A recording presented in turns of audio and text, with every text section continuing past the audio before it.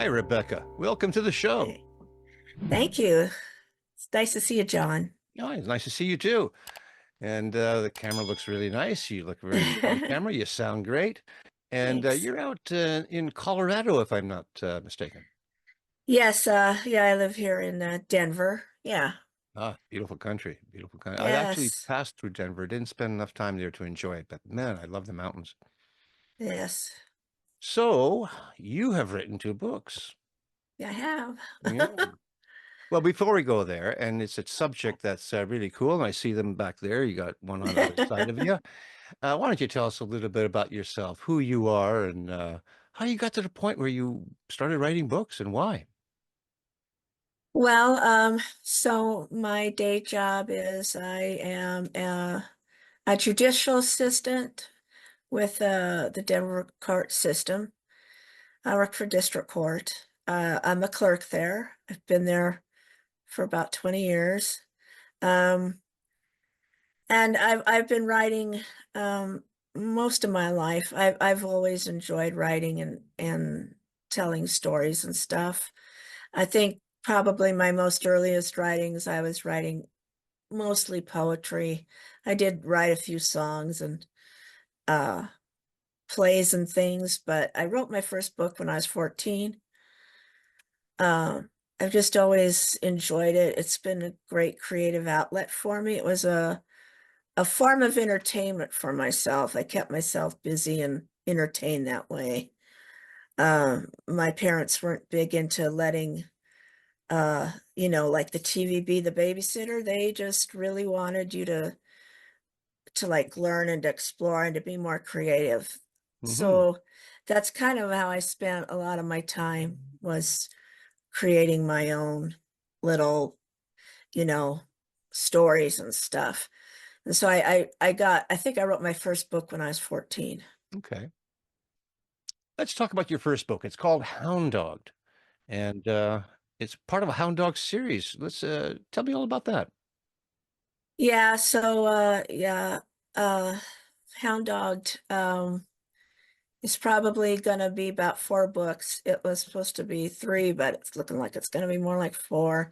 And it's a coming of age story.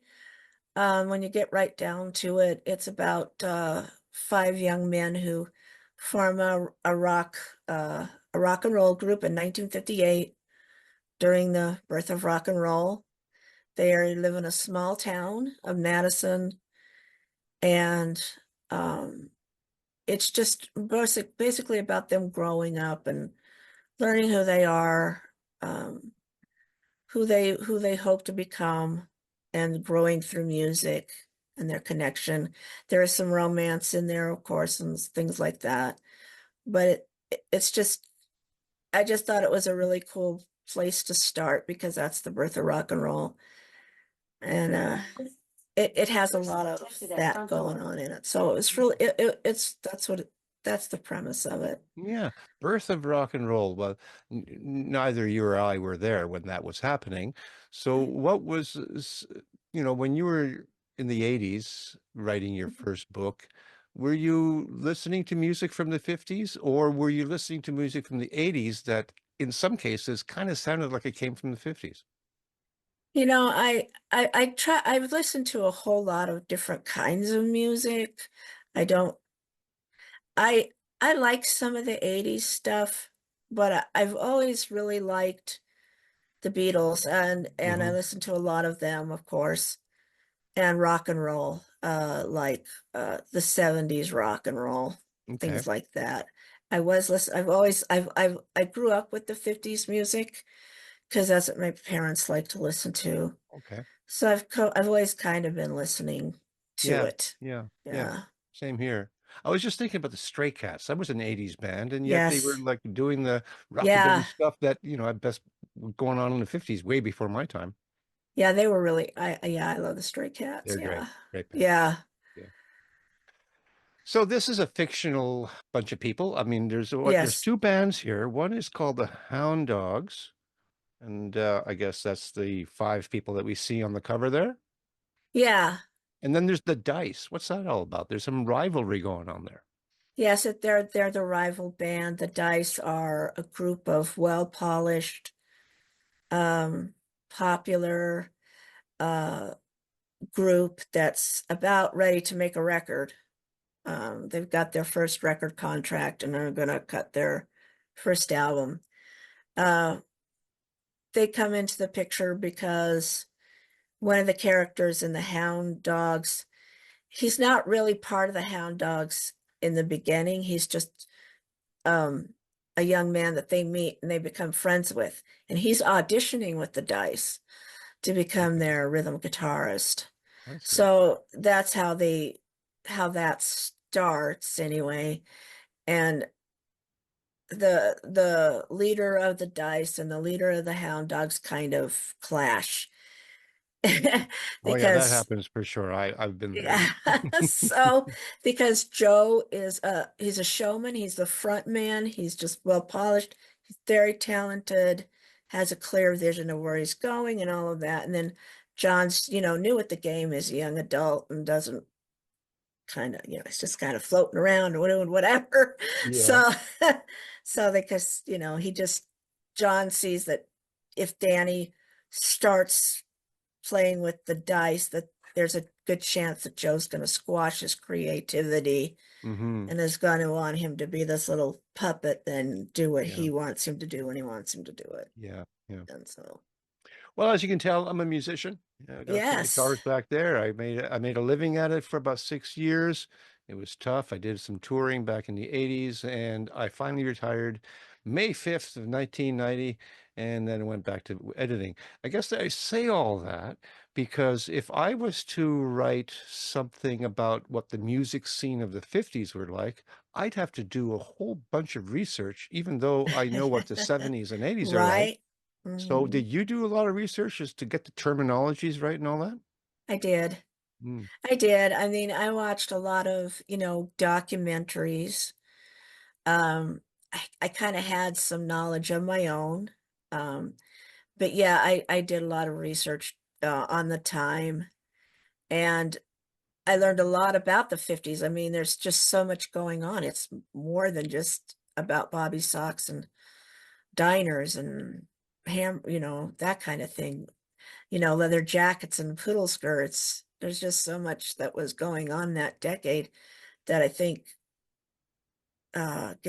gets forgotten about or lost or whatever. It was such a pivotal decade, and there was a lot going on. yeah. And so I really enjoyed learning that part. And I also learned a lot about rock and roll in terms of, even though I had heard it was the devil's music and, all Hmm. that taboo that was around it, it was really a thing. I mean, Yeah, well, yeah, for sure. they were trying to snuff it out, Right. put it out, stamp Elvis it could out. Elvis could only be photographed Yes. from because his hips. They didn't want to see that swaying around like that. And the 50s were the era where adolescence became a thing. They were marketing towards teenagers. There's a Mm-hmm. post-war, is the golden age of economic expansion under Eisenhower. And I take it that this book takes place in the United States. So Yeah. there was a lot, as you say, a lot of things going on in the 50s. And some people are thinking that's the America that they want to make great again. I don't know about that, but I think it was a great time. Um, the record contracts, what were they like back then? Well, it was a lot different. And, because it was more in the control. I mean, the artist didn't have that much control over it. It was more in the hands of the people that were making the records. And unfortunately, and I'm sure you know this, a lot of artists really got the short end of the stick Yeah. when it came to those record deals. Hmm. Um, and that, which is really sad, I think. Um, in Hound Dogged, I know that Danny signs a contract and he's a young kid, doesn't even know what that really means. Well, when he finds out what that means. And so that's a big, huge to do. Sure. So yeah. Yeah, you can So create quite a bit of conflict just with signing the wrong contract and getting yourself into trouble. And that still happens today. My son was in a Yes. band and he was telling me horror stories about other bands, not his band, but other bands who signed contracts, and basically that was the end of the band. Yeah. So It's so sad. without giving it away, yeah, it can be, yeah, for sure. Um, does it have a happy ending? Yes. I like happy. Uh, I mean, it's that's the series is 4 books, but yes, overall, yes. Okay. I don't know if Is that is giving something away, but well, no. yes. I guess I'm asking if it has a positive message, and Oh what's the yeah. age group this is for? Who should be reading this?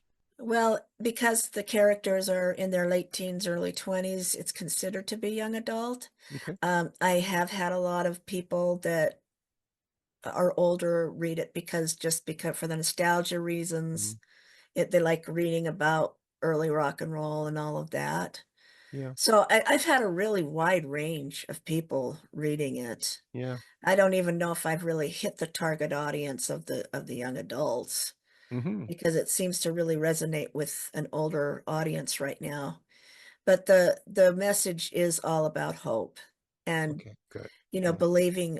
believing in yourself and following your dreams no matter what, and having your friends, the real friends, the ones that are there for you and always have got your back. Yeah. And that's what this is about. Sounds great. Yeah. Sometimes stories from the 50s, I think about Happy Days. Of course, I was the 70s, and it can get Yeah. kind of corny. Yeah. But the 50s shouldn't be any more corny than that today, right? It was just an era, and young people were coming of age. It wasn't just the young people coming of age. I think America was coming of age too. Do Mhm. you draw comparisons there? Social comparisons? Yeah. Yeah. I mean, I really agree with that statement because that was another thing that I learned when I was doing the research, because I guess I didn't really realize it before. But the 50s really set up the 60s and how they played out. Because I always was like, why did things change so much? Because it's like, you had this, perfect picture of the perfect family life, and mom Yeah. stayed home and dad went to work, and the perfect little, in the Yeah. TV shows of the day, Father Knows Best, Leave It to Beaver, shows like that really showing this is what the picture was of the perfect thing. But then it was like when you stepped behind the curtain, it probably wasn't so much that way. No. And when No. people weren't fitting and doing that role, I think is when things got tough, because I know that mom was all of a sudden, or women were starting to be like, gosh, I want a career of my own. I want to get out and see. I want to start doing some things. And I don't Yeah. necessarily want to be this little cookie cutter wife, in the Yeah. background. Maybe I want to get out and explore and do some things too. Absolutely. Yeah. So, I mean, it started to have that. And then, like you said, the kids were more in the front. There was a lot of, um, like you were saying, advertising being put out Yeah. to them, and Yeah. all of that. So yeah, they were starting to change, and There was rock an and roll entire was, market just for teenagers. yeah, Yeah. Well, it and was rock and important. roll was It the, was important to make the economy, boost the economy after a war. I mean, a lot of Mhm. money was lost there, and of course, the reparations were paid by the victors. This is the very first time, so America had to shell out all that money, and I think they did fairly well, but at a cost. In your books, do you cover any? This is a sensitive question, but I'll ask anyway. Is there any mention of Black people in these books? Yes, sir, there is. Okay. They meet. In the first book, they go to a blues club, and it's called the Blue Cat, and it's ran by an African American gentleman. And the band there, the house band is African American, because they really know the blues and stuff. But the audience that comes to the Blue Cat, especially on Thursday nights, because that's more of an open where like different people can play and different bands come in and play. And the audience is just it's a mixture of a lot of different people, white and people of color. they all come together on Thursday nights and just love it. And it's one of the big things in there. So that club and there's a African American artist who sings with the dice in the first book. Okay. The second book kind of moves away from that, but in the third book it comes back in a big way because all of a sudden now the blue cat is becoming more popular because of the ban on rock and roll is starting to take over places, and there's going to be this ban on rock and roll coming into place based on what happens in book two. Hmm. So uh so now because the blue cat has always enjoyed kind of being in the background, being quiet. It's kind of hidden in between these two buildings. But now all of a sudden it's like, oh, it's really on the kids' radar, especially because now they're the only place in town playing rock and roll, or they're kind of on the outskirts. They're not really in town, they're on the outskirts. But that starts bringing attention to them, which is not all positive. Yeah. Yeah. Um, but yeah, it's a big part because Danny ends up playing with that band for a while. Yeah. And it all comes from he meets Clive because Clive is the chauffeur for Joe for the Dice. He's Okay. the lead singer, a lead man for the Dice is Joe. He's his chauffeur, and Okay. that's how Danny meets him. So, Okay. Well, this rivalry, how is it played out? There should be enough spaces and oh time and place yeah. for bands to play without feeling they should rival each other. I know I've been there. I've worked with bands that don't have rivalry. I've worked with bands that they think they want to beat you at something. Um, how do you work that out? What are they rivaling exactly at? Well, uh, the Dice, like I say, they're getting ready to make their first record, and the record company is encouraging them to do their own material, like do one song that's their own, Okay. instead of covering somebody, Okay. because they're like, well, if you can do your own song, then maybe, you'll catch on and you'll be Yeah. able to. So Joe really likes the song that Danny did at his audition. Well, that song belongs to John, and Okay. Joe doesn't care. He just wants to steal Hmm. it. Okay. So that's kind of what starts it is, Oh, you I know, see. It's just some that and jealousy and stuff like that. trying to steal his song. Wow, yeah. So, Yeah, there's a bit of that going on for sure. so yeah. So book two picks up at where book one ends. Hmm. Is it move forward in time? Is it no longer 1958 in book Oh two? no, it's still 58. Okay. One of the biggest problems that the Hound Dogs face is that they don't have a drummer in the first book. Mm, So it starts out with their search for their drummer because they are going to have kind of like a show, kind of like a showdown show with the okay. dice at the community center. Yeah. And it's not supposed to be advertised or publicized. It's just supposed to be this little thing, just, to see who, is better than who kind of thing. Have a little audience to bounce this off of. Well, the word gets out and it explodes basically. Mm. So all of a sudden uh the little community center show is like bringing all kinds of attentions. Yeah, Kind of blows up on them. sure. I was on your website and you talk about urban exploration. You want to talk about Yeah. what that is all about? Uh, my husband's a photographer, Mhm. and so we like to go out and take pictures of abandoned locations. Oh, It's a big thing. There's a lot of people that like to do that, yeah, and there's a lot of I shows used and to all do it. that. I didn't know it was called a Oh, thing. okay. I've got all kinds of cool abandoned buildings are so cool. Yeah. I So got one in good. my backyard right here. I So do. you can kind of relate. I mean, it's just Absolutely. getting out there and just, the solitude a lot of times because we go out here on the Eastern Plains Hmm. and it's just a special feeling that you get when you do it. You have to be careful, of course, doing it.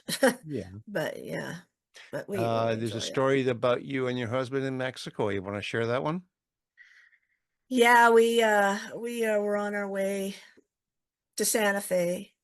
Thought we would just kind of take a little side road that went through a bunch of little tiny off the grid towns. And we were on this dirt road and there had been some snow. And this is April. And my husband was like, you know what, I don't feel good about this. I think we better turn around and go back. And I said, okay. So he was backing up and he just ended up sliding off of the road and we ended up getting high centered. And I mean, there was nobody out there. This was Easter weekend. There was no cell service. It was like a horror movie. I mean, there was no cell service. There was nobody coming, and it was really terrifying. It was scary. It was very Mm, frightening because you're like, this is an unused road as it yeah. is. It's not considered really like the season yet. Yeah. So Yeah. we just got lucky that Someone some came people around. came along and yeah, Good. because we thought we were going to have to spend the night there, Yeah. but Well, that's good. luckily that didn't happen. Good. That's good. You have to be prepared and be very careful. You do for sure. And you were trying to do some urban exploration and Hmm. just it didn't really quite work out. Yeah. Okay. So now we've taken precautions to make sure that someone always knows where we're going, where we're supposed to be at if they don't hear from us by a certain time. So, Yeah, I once was exploring an abandoned building that wasn't completely abandoned. I guess the owners didn't like people exploring it, so they put Doberman pincers in there to guard the oh place. no. Yeah, Oh yeah, I had no. to run and jump over a fence. That was crazy. But I was in my 20s, so I Yeah, was couldn't yeah. do that now. But I don't advise people doing that. Hard Dog's Night. Now, it's interesting choices of words. Want to expand on it just a little bit more? Yeah, I mean, I can expound on it. It goes more into uh the relationships of the band members, of course, and then going into, trying to find a drummer and the, you Still, know, eh? Yeah. yeah, there's a young girl in the story that is wanting to become a teacher and her parents want her to get married to this guy Mm-hmm.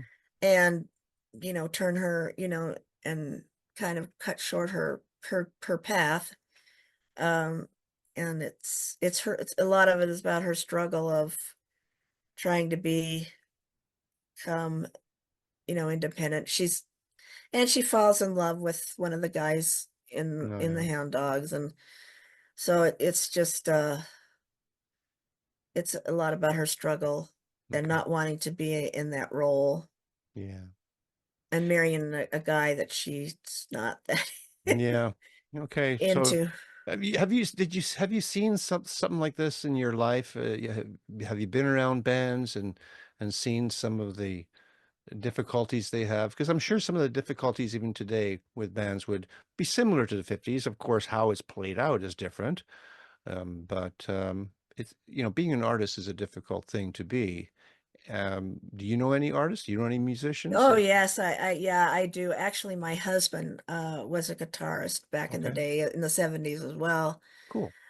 He played in bands uh for most of, a good part Yeah. until he injured his hand, he injured one of his fingers on his fretting hand. Mm-hmm. And then he kind of went into doing videos and photography more. He's always been into photography, Mm-hmm. but he really didn't after the accident. He he felt like he couldn't play Yeah. he just felt like he'd lost some of his so I Yeah. know him. Okay. Uh and a lot of his friends, I used to hang around with a guy that was in a band. So yeah, Good. Yeah. I've known a lot of musicians and yeah, I really enjoy Cool. hanging out with Yeah, like creative what you types, know, and period. obviously you But know it. Yeah, you're in the know of what people like me are like and the difficulties we face. Great, excellent. This is really a lot of fun. yeah, When sh when yeah, should we you guys expect? really face a lot. Yeah, yeah. Until we say, hey, no more. I was 34 years old. I've had enough of this, and it's been fine. And even after my brain aneurysm, I got weak on my right side, and this Oh, still works. So as long as this keeps working, I'm okay. Just strum. Yeah, I'm not as fast elite player as I used to be, but I'm 67 years old. What do you want? yeah. Book three, when should we expect that? I'm hoping for probably late spring, early next summer. Okay. It's I work full time. Yeah, So it's a lot to try to, write a book, work full time, and be like, it's live your not. life. Yeah, So, for sure. Yeah, yeah. but and Uh, it takes a lot of work to write these books because there is a lot goes into them and a lot of research and stuff. And plus I have a lot of characters. mhm. So I have to try to interweave it all and work it all in together, and Sure. it's been quite the challenge. I think when I write another series, it'll look a lot different. Yeah. Now you're working with a team of people, so you have beta Yeah. readers, alpha readers, you got an editor, a graphic designer, and they're all people working with you for you. You're busy communicating with them. How do you find that experience? Boy, I'll tell you, it's been it uh it's been a learning, a very, I mean, in a good way. I mean, it's been a really big Hmm. learning experience because when I first started about becoming self-published or publishing a book, I didn't realize you just didn't realize all the work and all the extra things you have to do to make it work. I mean, the marketing and trying to get engagement on social media Mm, and all yeah, and the website and yeah, I yeah, didn't know anything about any of that stuff. And so then you feel like you're like this little salmon trying to keep up and all this stuff is coming at you yeah. So you and you're found trying yourself to wrap your a head good around it. agent, a good company to work with, and I did. yeah. I did. So They're working with me. Um, they're not really, yeah, yeah, yeah, I mean, they're, you need. Look, I spoke to somebody earlier today who, like myself, does all their editing themselves. Now, if I had money, I would hire an editor for sure, even though I'm good at it. Because every time I go and do another edit pass, I could be on my 15th, 16th edit pass. I still find things wrong. So I would love to yeah. have an editor to bounce ideas off of. What was that experience like for you when your first book and you send it, your draft in and you get notes? How does that work? It was really a very interesting experience. I was working with I went to self-publishing school, which is a program online, and they recommended an editor for me, and I met her. She's really nice. And she did a line edit for me, which is basically they go through and line by line by line and by line, and then they give you notes, like you were saying, Hmm. about, okay, this doesn't flow right. Why do you have this happen? This doesn't have a follow-up, blah, blah, blah. Wow. And I was terrified because I had never had anything done like that before in my entire life. I was afraid she was going to come back and say, "Oh, uh, you know, it's terrible," or something, Yeah. or you're wasting your time, which I guess would have been a good thing to hear if it was true. But she said, "Yeah, I'm gonna have it. it's gonna take me like 3 weeks or something." I said, "Okay, fine." Mm. And she like contacted me like within a week and was like, I couldn't put it down. I Yeah. just had to keep going. I couldn't stop. So she said, Wow. so that was really cool. That was Cool. really awesome. I mean, Yeah. yes, she did send me a lot of feedback, but it was awesome because it helped me grow as a writer, Hmm. helped me, see where I was falling down, see what I could work on. Um, So that part of it's really good because you see things that you don't even realize is missing. Absolutely, yeah. And you're like, oh wow, really?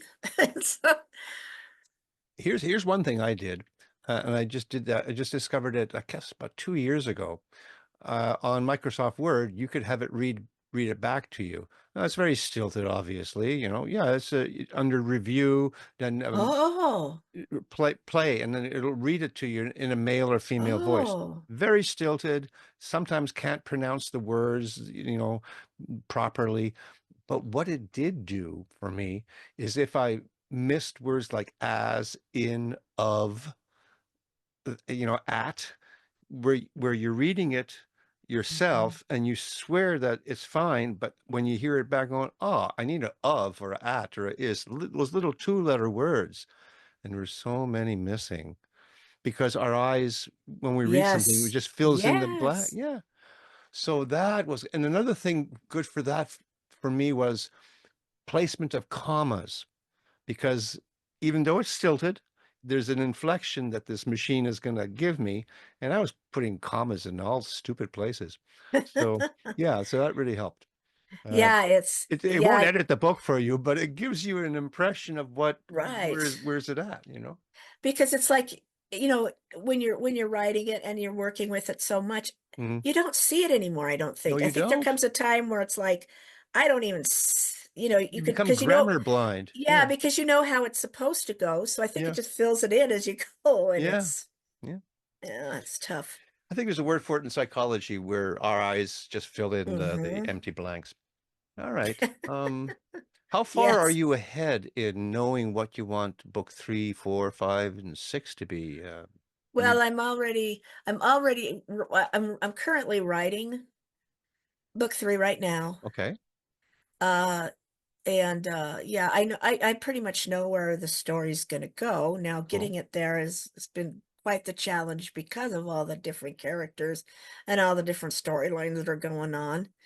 Um, it challenges me as a writer, which is Hmm. cool, but it's taking me longer to write it than I would Oh, like, sure. Yeah. Yeah. but I'm growing as I feel like as long as I'm growing and I'm learning, I think that helps me be an author Hmm. because I like the challenge. I don't Yeah. want to just be grinding out cookie cutter stuff, cookie cutter stories. I want to be challenged. Yeah. Otherwise it's, you know, for Sure. me, that's how I am anyway. I think most of us who are artists are like that.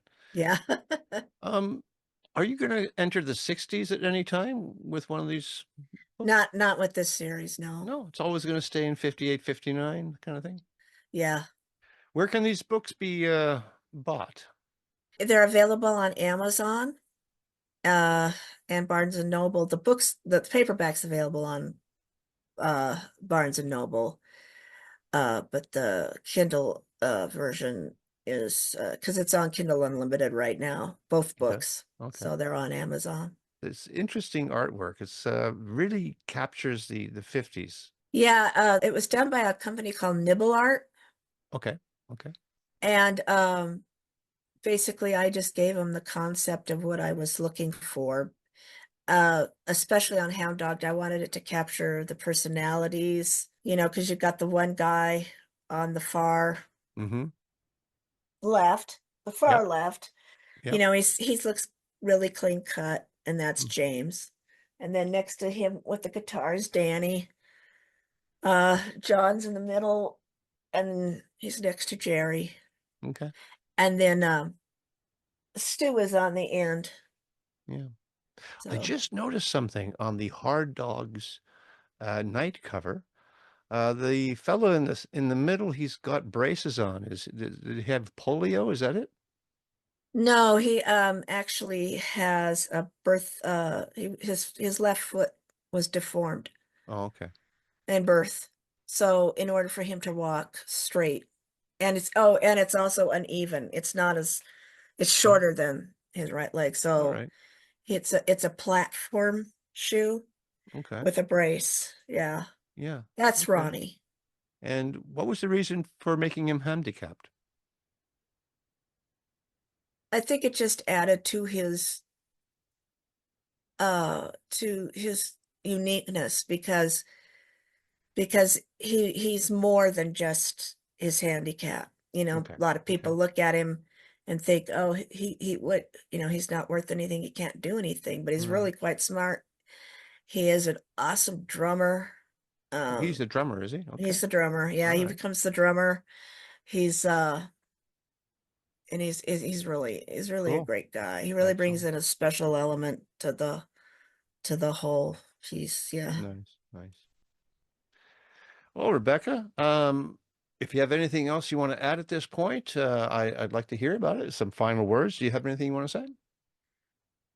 Um, I just the purpose of my books was to bring hope and inspiration to people that read it, and to know that you're not alone, and to always follow your dreams, you know, no matter how big or how small, and to never give up, and to always be yourself.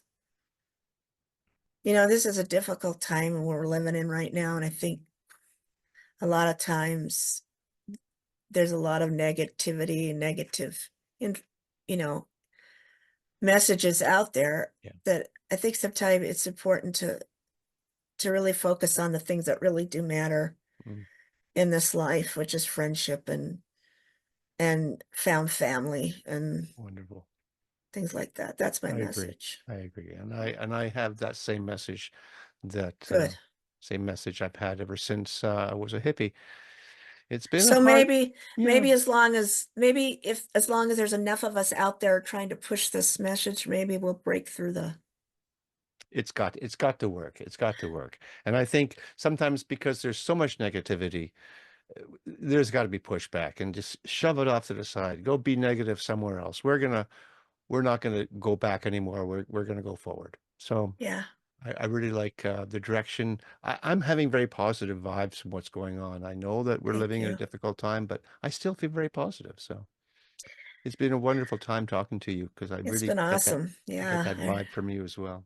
And I'll tell you what, you write that book, the third book, fourth book, whatever, you talk to Shirley, and we'll have you back on to discuss that even Right. further. I'd love to have I'd like that. repeat people come on. All right? I'd like that too, John. Thank you All very right. much. Okay, Rebecca.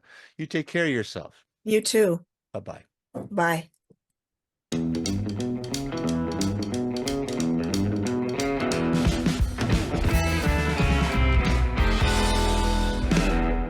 Thank you for watching. If you've enjoyed this week's episode, and if you like what I do here on Tell Me About Your Book, then I invite you to hit that like button, subscribe to the channel, and even leave a comment if you wish. And if you are an author, I would sure love to hear from you. Until such time, keep on writing, and remember to be kind to one another.